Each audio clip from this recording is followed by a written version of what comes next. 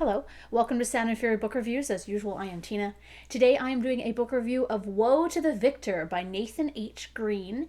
This is a book from 2022, a sci-fi book, and it's an indie published book. It's self-published, and I received this book from Book Sirens in exchange for a fair review. Book Sirens is like NetGalley in a way, and it's kind of more for indie publishers, and you should check it out because you can get some really cool books on there for free. There are no spoilers in this review. So, Woe to the Victor is an engrossing hard sci-fi galactic war novel with a quick-paced and exciting action scenes, relatable characters, and realistic science. What's it about? Earth has been destroyed, but the fight's not over. It's Earth's last day, and Captain Lewis Black drifts through space, watching it burn. The pilots under his command are dead. The war with the Moravi is lost. Air hisses into space from around the stump of his severed arm. In the distance, a Moravi ship approaches. Whether to torture him for information, capture him as a prisoner, or take him as a trophy, he'll have one last chance to hurt them. Natasha Palmer, lead engineer on the failed Reaper missile program, knows humanity's last desperate plan won't work. She's got one chance to change that, but it will mean a leap of faith beyond all others. Humanity is vanquished, but some battles bring only woe to the victor. I see what you did there. First of all, that cover. It is gorgeous. It's a beautiful cover. Honestly, it's what drew me in. So if you love space opera that leans heavily into hard sci-fi, this is definitely a book for you.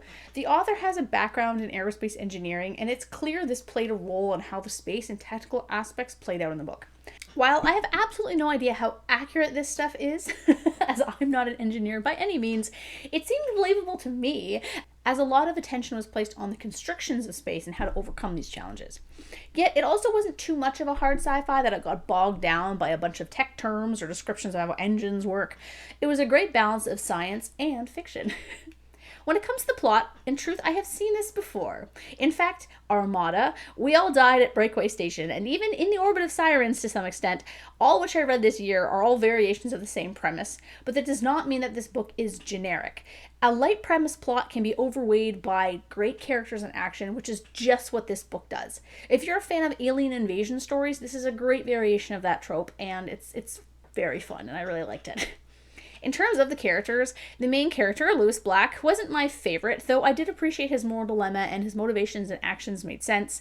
Natasha, the engineer, was a bit of a tag-along until the end, but that was also part of her growth, so that made sense to me. Sophie, or Sophia, I can't remember, the little girl stowaway, was written realistically for a kid that age, and I loved that she had a cat named Reginald. That's an amazing name for a cat.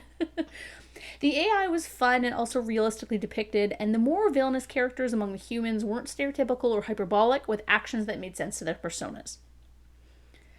I will say, though, that while I loved the number of female characters in the novel, the gendered language, mankind, man's last stand, was a bit distracting, at least for me. It wasn't like one or two times, but it was persistent throughout the novel. I realize not everyone has the background in language studies that I do, and that's fine, but the editor should have changed them to gender-neutral terms, or at least suggested it. I don't dock stars or even like my opinion of a book because of this, at least not when the female characters are so well done, as in this novel, but I do bring it up when I see it, because if we just accept something, we can't change something. I'd like my daughters to grow up in a world where they aren't an aberration, which is why I kind of nitpick on this. And I mean, if you watch my channel, you know that this is something that it's a pet peeve of mine. So this is probably not a surprise to you.